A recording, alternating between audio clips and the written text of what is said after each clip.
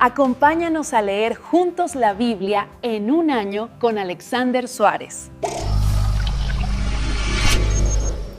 Hoy continuamos la lectura sistemática de la Biblia y en esta oportunidad leeremos los capítulos 9, 10 y 11 del segundo libro de Reyes. Este sería el día 110 leyendo la Biblia en un año.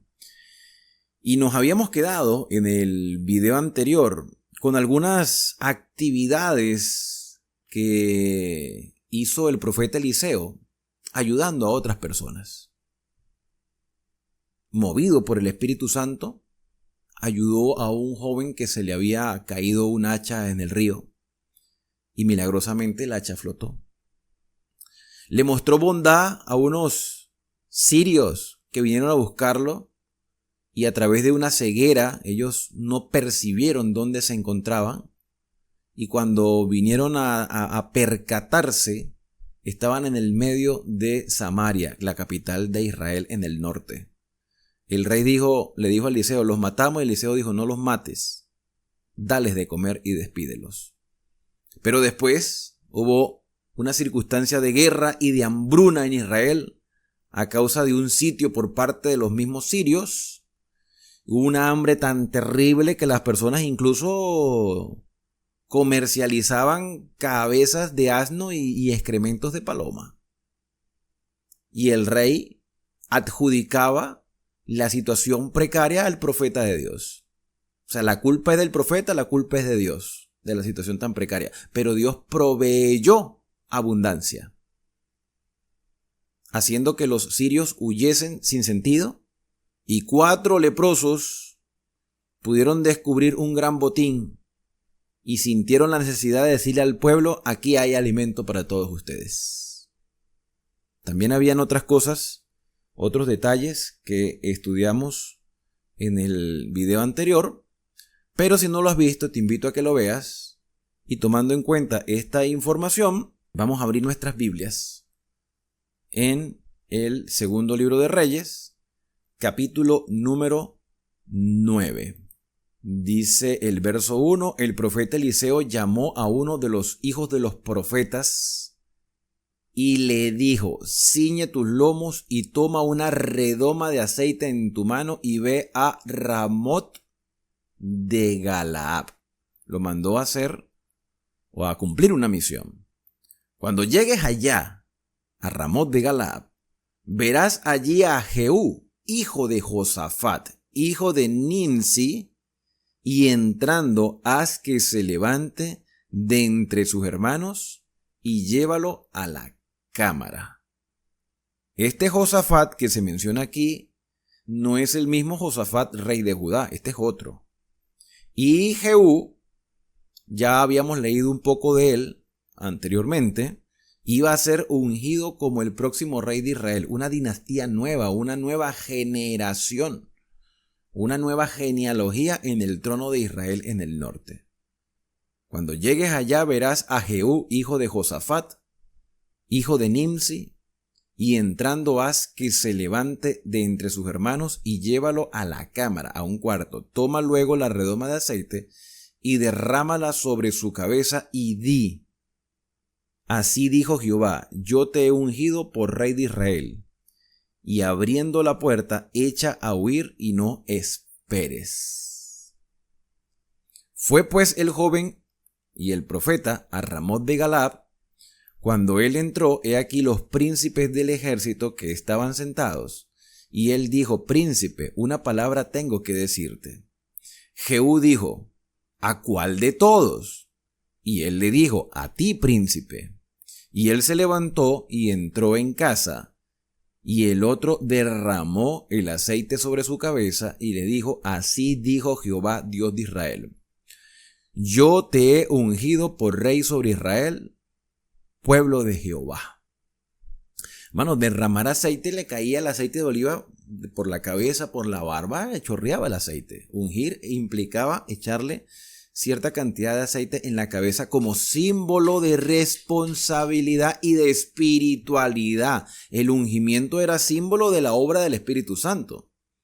porque el rey que se sentaría en el trono de Israel con todas las imperfecciones que tuviese, tenía que darle gloria a Dios, cosa que no hizo ni Jeroboam, ni Baasa, ni Onri, ni Acab, ni ninguno de los que se sentaron allí en ese trono, el trono de Israel en el norte. Y todos eran advertidos por profetas porque todos eran israelitas.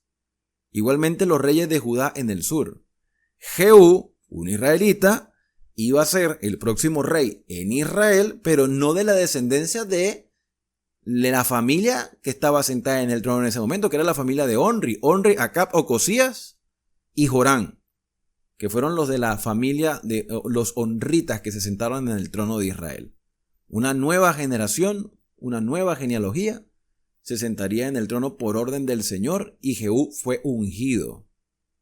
Y le dice el profeta que le unge: herirás la casa de Acab tu señor, para que yo vengue la sangre de mis siervos los profetas, y la sangre de todos los siervos de Jehová de la mano de Jezabel.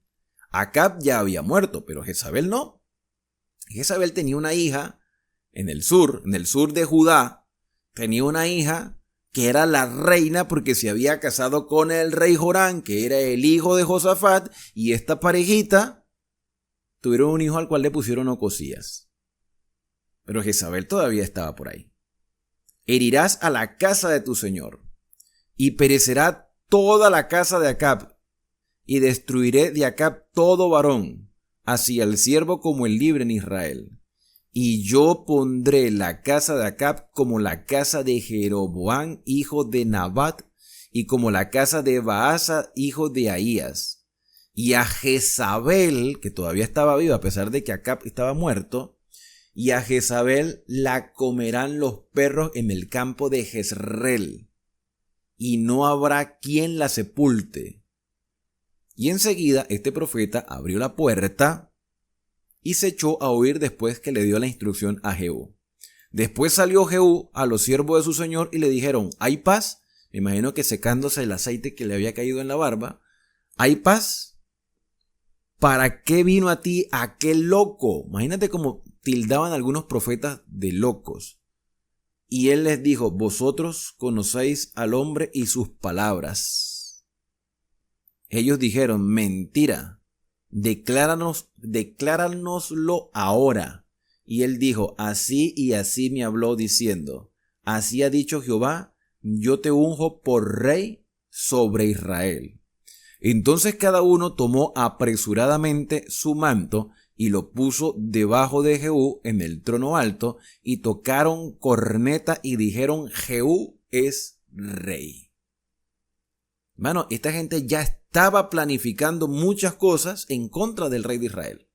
Eso no fue que estaban comiendo allí y de repente, porque escucharon que el profeta había venido a ungir a Jehú, ya ellos dijeron: Jehú es el rey. No, eso ya lo estaban planificando, eso ya lo estaban cocinando. Ya estaban buscando la manera de quitarse el gobierno opresor de la familia de Onri, Acab, Ocosías y Jorán. Y Jezabel, por supuesto. Entonces, estaban buscando la manera de quitarse de encima a la familia de Onri. Así conspiró Jehú, hijo de Josafat, hijo de Nimsi, contra Jorán, que era el hijo de Acab, contra Joram. Estaba entonces Jorán guardando a Ramot de Galaad con todo Israel por causa de Hazael, rey de Siria. Pero se había vuelto el rey Jorán a Jezreel para curarse las heridas con que los sirios le habían hecho pelear contra Hazael, rey de Siria. Y Jehú dijo: es vuestra voluntad. Si es vuestra voluntad, ninguno escape de la ciudad para ir a dar las nuevas en Jezreel. Entonces Jehú cabalgó y fue a Jezreel porque Jorán estaba allí enfermo. También Ocosías, rey de Judá, Ocosías era el hijo del otro Jorán, o sea, Ocosías era el nieto de Josafat. También Ocosías, rey de Judá, que había descendido a visitar a Jorán, su tío, y el atalaya que estaba en la torre de Jezreel, vio la tropa de Jehú que venía y dijo: veo una tropa. Y Joram dijo, ordena a un jinete que vaya a reconocerlos y diga, ¿hay paz? Fue pues el jinete a reconocerlos y dijo, el rey dice, ¿hay paz?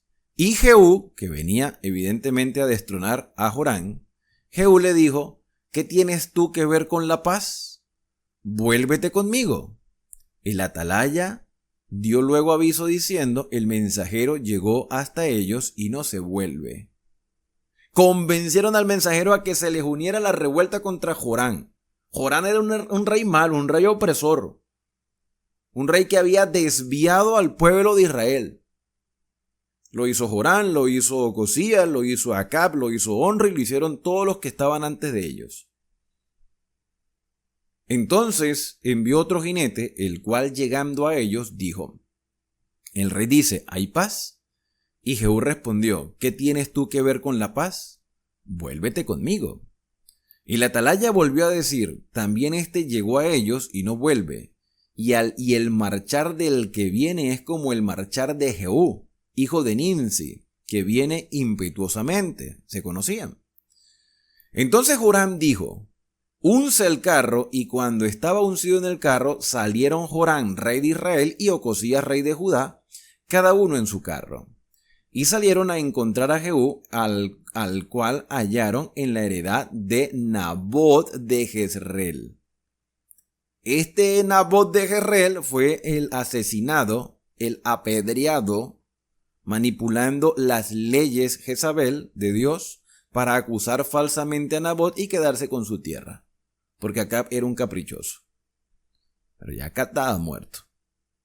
Cuando vio Joram a Jehú, dijo, ¿hay paz, Jehú? Y él respondió, ¿qué paz con las fornicaciones de Jezabel tu madre y sus muchas hechicerías? Porque era una bruja. Jezabel era una bruja, literal. ¿Qué paz puede haber? Jezabel incita al pueblo de Israel a fornicar, a la idolatría, a la brujería. Han echado a Dios a un lado. Y eso fue lo que le dijo Jehú a Joram.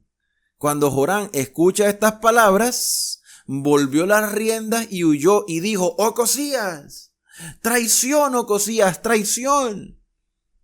Un golpe de estado aquí.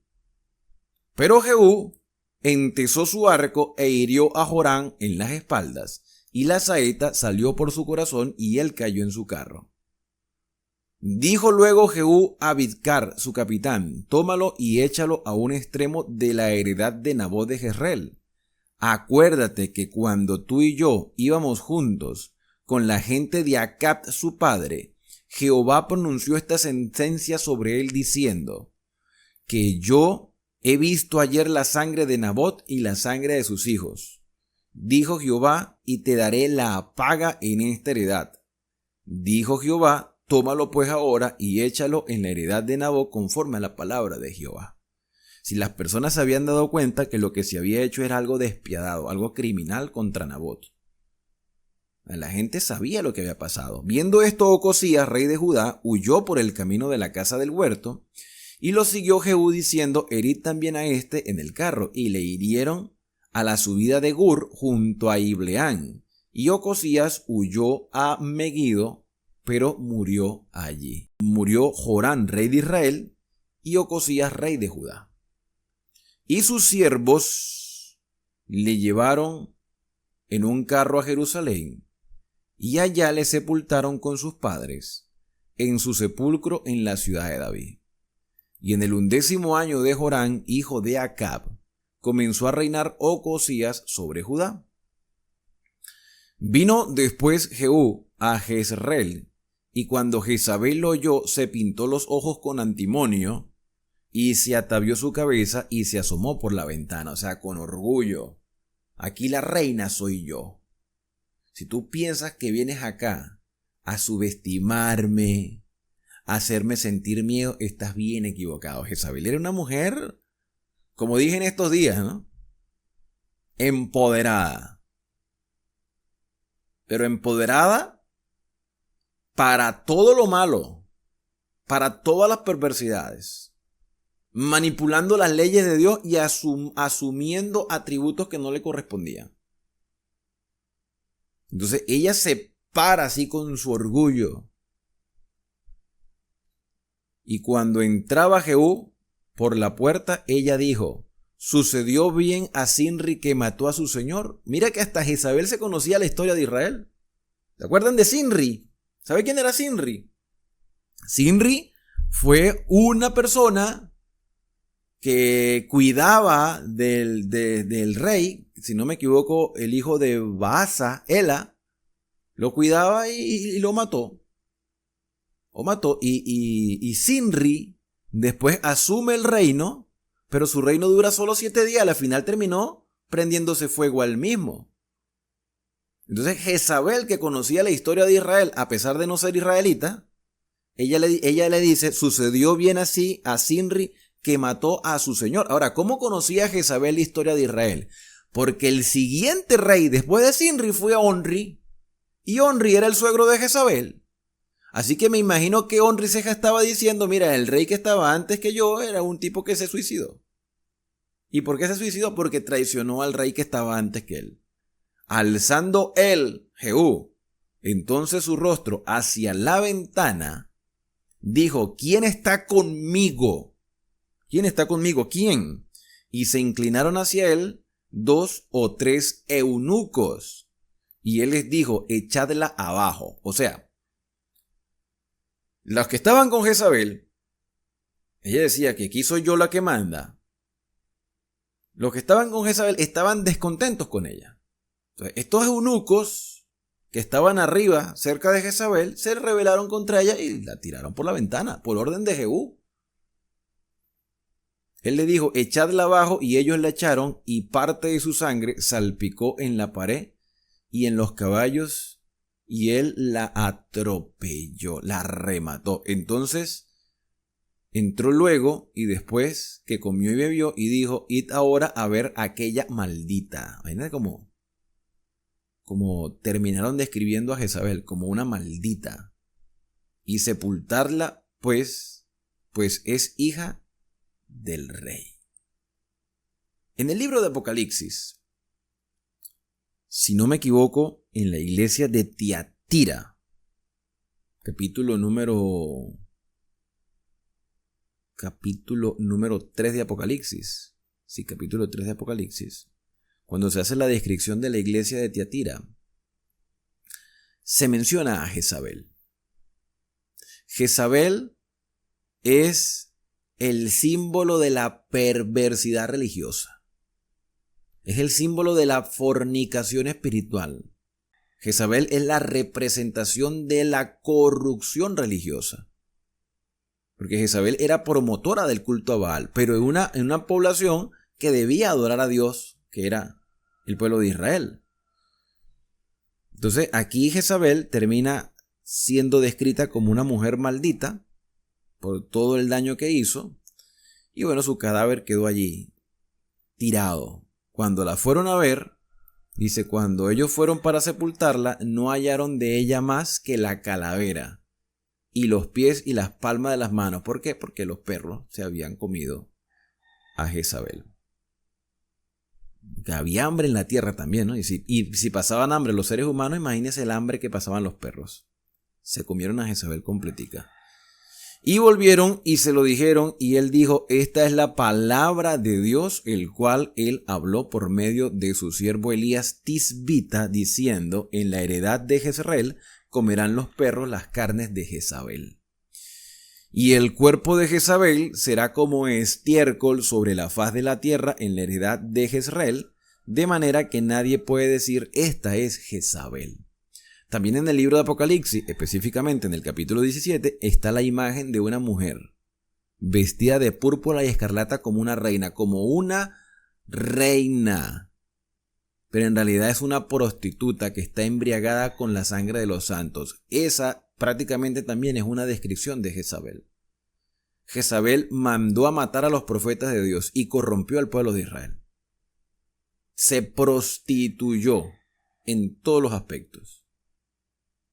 y el cuerpo de Jezabel será como estiércol en la faz de la tierra en la heredad de Jezreel, de manera que nadie pueda decir, esta es Jezabel. Vamos al capítulo número 10. Tenía Acab en Samaria 70 hijos, que me imagino yo que esta cantidad de hijos no eran con Jezabel, ¿no? Tenía que tener por ahí sus consortes, sus damas de compañía, sus esposas a conveniencia, sus amantes, no sé.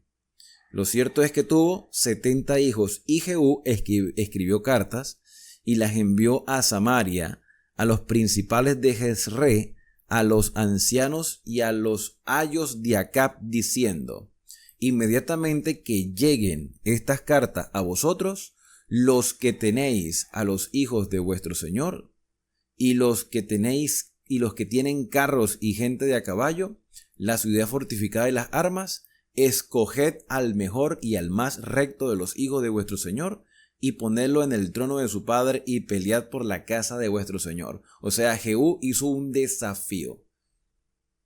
Un desafío. Pero ellos tuvieron gran temor y dijeron, henos aquí, 2 reyes no pudieron resistirle.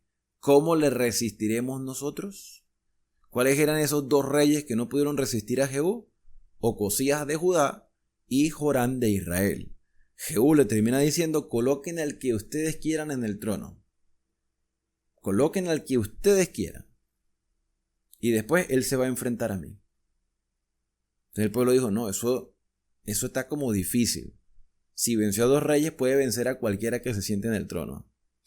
Y el mayordomo, el gobernador de la ciudad, los ancianos y los ayos enviaron a decir a Jehú, siervos tuyos somos, y haremos todo lo que nos mandes. No elegiremos por rey a ninguno, haz lo que bien te parezca. Esto lo está diciendo la gente.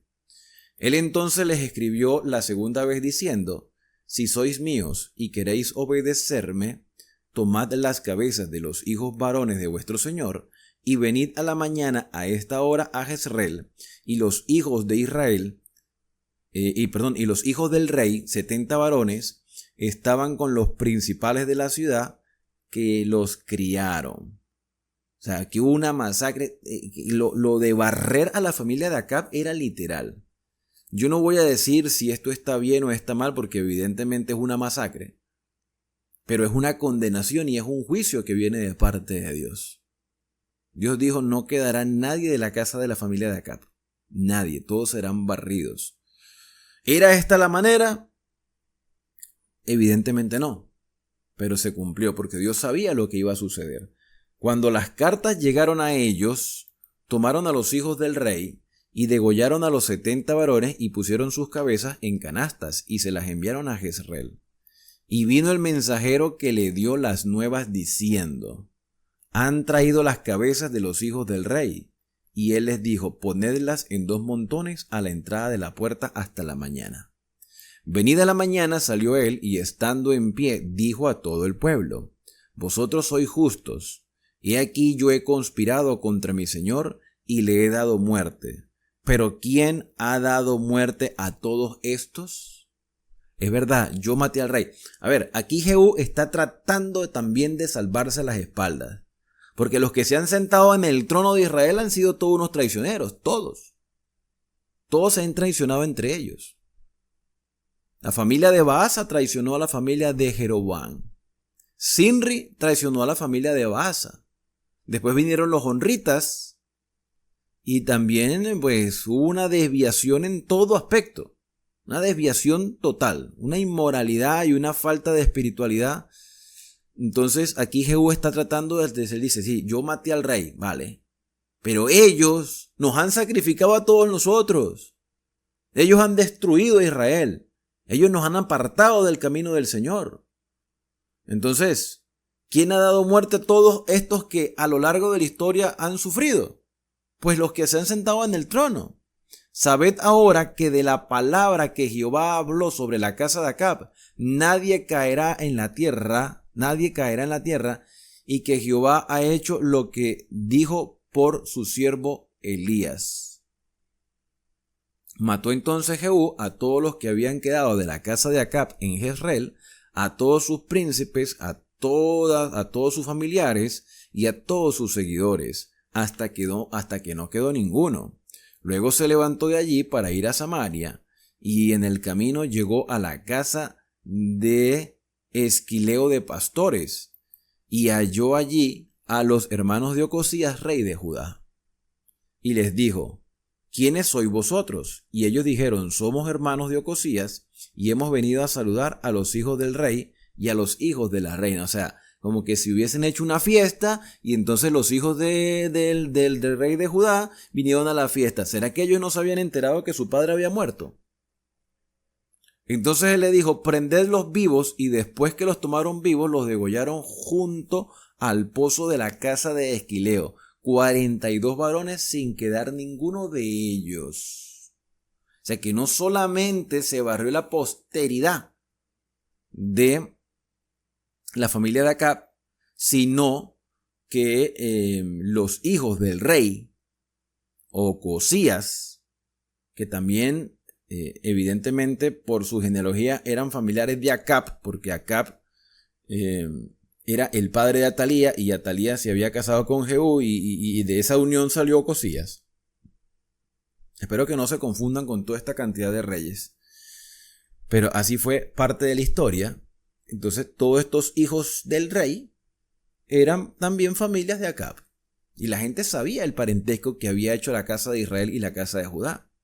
Yéndose luego de allí, se encontró con Jonadab, hijo de Recab, y después que lo hubo saludado le dijo: ¿es recto tu corazón como el mío es recto con el tuyo? Es decir, ¿estás tú dispuesto a apoyarme así como yo te apoyo? Y somos sinceros, honestos, y no nos traicionaremos entre ambos. ¿Estás tú de acuerdo en hacer esta alianza? Entonces Jonadab le dijo: lo es. Mi corazón es recto como el tuyo. Pues que lo es, dame la mano. Y él le dio la mano. Luego le hizo subir consigo en el carro.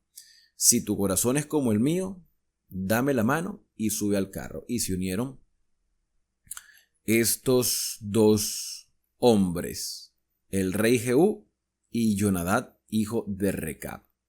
Y le dijo: ven conmigo y verás mi celo por Jehová. Lo pusieron pues en el carro. Mi celo por Jehová. Mira, todos los reyes de Israel, hermanos, fueron malos y perversos, pero aquí Jehú está demostrando, o está tratando de publicar, que él tiene temor y respeto a Dios. Y luego que Jehú hubo llegado a Samaria, mató a todos los que habían quedado de Acab en Samaria, hasta exterminarlos conforme a la palabra de Jehová que había hablado por Elías. Después reunió Jehú a todo el pueblo y le dijo: Acab sirvió poco a Baal, poco, mas Jehú lo servirá mucho. Llamadme pues luego a todos los profetas de Baal. Y ya me estoy sospechando por dónde va la cosa. Llámame luego a todos los profetas de Baal y a todos sus siervos y a todos sus sacerdotes, que no falte uno, porque tengo un gran sacrificio para Baal. Cualquiera que faltare no vivirá. Esto hacía Jehú por astucia para exterminar a los que honraban a Baal. Ok, perfecto. Jehú iba a hacer una reforma, una limpieza.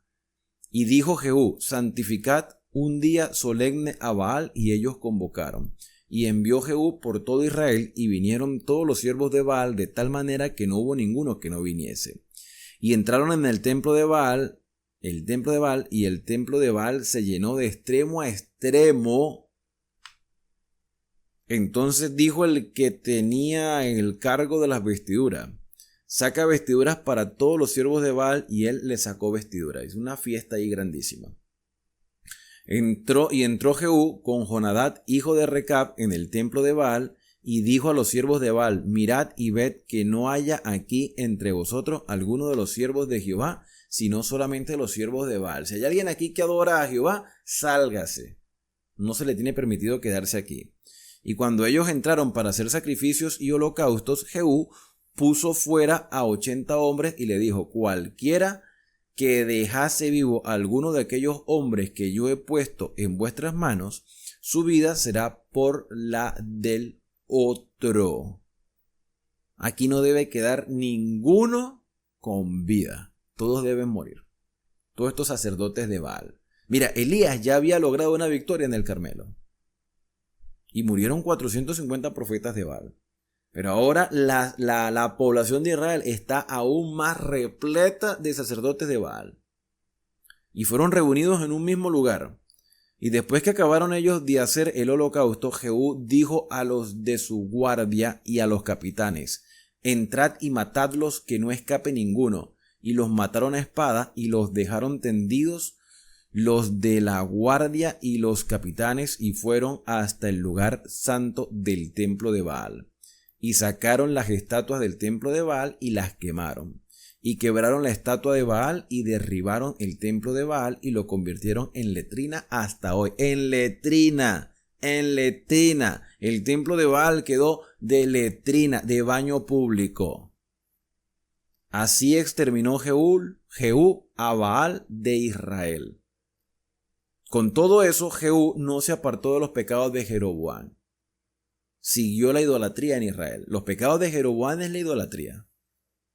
Hijo de Nabat, que hizo pecar a Israel y dejó en pie los becerros de oro que estaban en Betel y Dan. Y lo peor de todo es que la gente adoraba a esos becerros creyendo que estaba adorando al Señor. Y fue lo que pasó con Jehú, porque Jehú mostraba interés por Jehová, mintió diciendo que iba a prestar un sacrificio a Baal y mató y exterminó y hizo desaparecer a todos los profetas de Baal.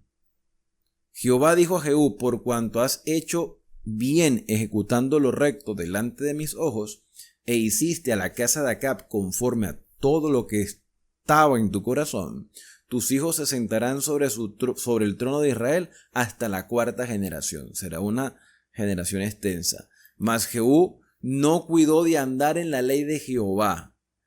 Jehú era un hombre religioso en cierto aspecto. Recibía mensajes de Dios, fue ungido por un profeta del Señor. Pero Jehú cometió el error que lamentablemente muchos cristianos cometemos en el siglo XXI. Jehú no cuidó de andar en la ley de Jehová, Dios de Israel, con todo su corazón, ni se apartó de los pecados de Jeroboam, el que había hecho pecar a Israel.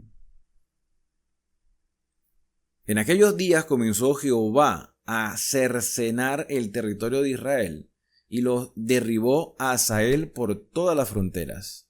Los derrotó a Hazael por todas las fronteras. Desde el Jordán al nacimiento del sol, toda la tierra de Galaad, de Gad, de Rubén y de Manasés, desde Aroer, que está junto al arroyo de Amón, hasta Galaad y Basán. Los demás hechos de Jehú y todo lo que hizo y toda su valentía, ¿no está escrito en los libros de las crónicas de los reyes de Israel? Y el Señor le hizo una promesa a Jehú: en el trono se sentarán reyes hasta la 4ª generación. Y durmió Jehú con sus padres y lo sepultaron en Samaria, y reinó en su lugar Joacás su hijo. El tiempo que reinó Jehú sobre Israel en Samaria fue de 28 años. Eso fue el reinado de Jehú. Vamos al último capítulo por el día de hoy. Capítulo número 11. Cuando Atalía, ya sabemos quién es Atalía. Atalía es hija de Jezabel. Es esposa de Jorán, rey de Judá. Es hermana de Jorán y de Ocosías, reyes del norte de Israel. Ese es Atalía. Atalía era madre de Ocosías. Y ella vio que su hijo era muerto y se levantó y destruyó toda la descendencia real. Mataron a mi hijo, ahora yo voy a matar a todos los que sean de la familia de David. A todos. Pero Josaba, hija del rey Jorán, hermana de Ocosías, ¿okay?, o media hermana quizá, tomó a Joás, hijo de Ocosías, y lo sacó furtivamente de entre los hijos del rey a quienes estaban matando, y lo ocultó de Atalía a él y a su ama en la cámara de dormir, y en esta forma no lo mataron. Le preservó la vida a este niño. ¿Cómo se llamaba este niño? Joás. Y estuvo con ella escondido en la casa de Jehová por 6 años, y Atalía fue reina sobre Israel. Un reino de facto, por cierto. No era descendiente ella de David, era descendiente de Jezabel. Mas al 7º año envió Joiada y tomó jefes de centenas, capitanes y gente de guardia, y los metió consigo en la casa de Jehová, e hizo con ellos alianza juntamente con la casa de Jehová, y les mostró al hijo del rey, y le mandó diciendo: esto es lo que habéis de hacer. La tercera parte de vosotros tendrá la guardia de la casa del rey el día de reposo. Otra tercera parte estará a la puerta de Shur, y la otra tercera parte a la puerta del postigo de la guardia. Así guardaréis la casa para que no sea allanada. Mas las 2 partes de vosotros que salen el día de reposo tendréis de guardar la casa de Jehová junto al rey. Y estaréis alrededor del rey por todos lados, teniendo cada uno su arma en su mano, y cualquiera que entrare en las filas sea muerto. Y estaréis con el rey cuando salga y cuando entre. Es decir, hagan la apariencia de que ustedes están cuidando del rey. Los jefes de centenas pues hicieron todo como el sacerdote Joiada les mandó, y tomando cada uno a los suyos, esto es, los que entraban el día de reposo y los que salían el día de reposo, vinieron al sacerdote Joiada. Y los de la guardia se pusieron en fila, teniendo cada uno sus armas en sus manos, desde el lado derecho de la casa hasta el lado izquierdo, junto al altar y el templo, alrededor del rey. Sacando luego Joiada al hijo del rey, le puso la corona y el testimonio, y le hicieron rey, ungiéndole, y batiendo las manos dijeron: ¡viva el rey! Joás era el nuevo rey de Israel, siendo un niño, porque la que estaba gobernando era Atalía. Ahora, Atalía manda a matar a todos los descendientes de David. Se salva Joás, pero Joás no era familiar de ella, era descendiente de la casa de David. Oyendo Atalía el estruendo del pueblo que corría, entró al pueblo en el templo de Jehová. Y cuando miró, he aquí, el rey estaba junto a la columna, conforme a la costumbre de los príncipes y los trompeteros junto al rey. Y todo el pueblo del país se regocijaba y tocaban las trompetas. Entonces Atalía, rasgando sus vestidos, clamó a voz en cuello: ¡traición, traición! Porque pusieron a un hijo de David en el trono. Ella no era hija de David. No era descendiente de David. Era descendiente de Jezabel y Acab. Mas el sacerdote Joiada mandó a los jefes de centenas que gobernaban el ejército y les dijo: sacadla fuera del recinto del templo, y al que la siguiere matadlo a espada. Porque el sacerdote dijo que no la matasen en el templo de Jehová. Le abrieron pues paso, y en el camino por donde entran los de a caballo a la casa del rey, allí la mataron. Entonces Joiada hizo pacto entre Jehová y el rey y el pueblo, que serían pueblo de Jehová, y asimismo entre el rey y el pueblo, que hubiese una reforma en Judá, no Israel del norte, sino en Judá. Y todo el pueblo de la tierra entró en el templo de Baal y lo derribaron. Asimismo, despedazaron enteramente sus altares y sus imágenes, y mataron a Matán, sacerdote de Baal, delante de los altares. Y el sacerdote puso guarnición sobre la casa de Jehová. Después tomó a los jefes de centenas, los capitanes y la guardia y todo el pueblo de la tierra, y llevaron al rey desde la casa de Jehová, y vinieron por el camino de la puerta de la guardia a la casa del rey, y se sentó el rey en el trono de los reyes. Y cuando el pueblo de la tierra se regocijó y la ciudad estuvo de reposo, porque imagínate, le quitaron esa opresora Atalía, se la quitaron, habiendo sido Atalía muerta a espada junto a la casa del rey. Era Joás, versículo número 21, y este es el último ya de todo el capítulo. Era Joás de 7 años cuando comenzó a reinar. Y tú te preguntas, yo me pregunto, ¿qué tan capacitado está un niño de 7 años para gobernar? Evidentemente la capacidad no la tiene. pero por genealogía era el que debía sentarse en el trono. Ahora bien, mis hermanos, si un niño no puede gobernar, ¿quién es el que toma las decisiones gubernamentales entonces? El que esté más cerca del rey. Una persona de confianza, un tutor, un instructor, un profeta, alguien que le pudiera instruir constantemente hasta que tuviese la madurez. Bueno, este rey Joás iba a tener la ayuda de un siervo del Señor. ¿Y cómo se llamaba ese siervo del Señor? Joiada, el sacerdote. Ahí está, mira. Sacando luego Joiada al rey, le puso la corona y el testimonio y lo hicieron rey, ungiéndole y batiendo las manos. ¡Viva el rey! El tutor de Joás era Joiada. Era Joiada. Y todo el pueblo de la tierra se regocijó y la ciudad estuvo de reposo, habiendo sido Atalía muerta a espada junto a la casa del rey. Era Joás de 7 años cuando comenzó a reinar. Mis queridos hermanos, la historia turbulenta del pueblo de Israel una vez más nos demuestra cuál es la condición humana. Traición, desprecio, odio, mentiras, muertes. Todo eso le pasa al ser humano cuando se aparta de los caminos del Señor, cuando no tiene una noción de la voluntad del Señor. Y la historia del pueblo de Israel, hermanos, debe llamarnos a reflexión para que no suceda lo mismo en nuestras iglesias. De que se esté adorando erróneamente a Dios, de que las personas se acostumbren a esos mensajes o instrucciones erradas y terminan haciéndolo como algo normal. La religión de Israel se corrompió a tal punto de que prácticamente solo se adoraba a Baal. Y Jehú empezó a hacer ciertas reformas y cambios. A pesar de toda esa reforma, a pesar de todos esos cambios, las personas seguían en idolatría.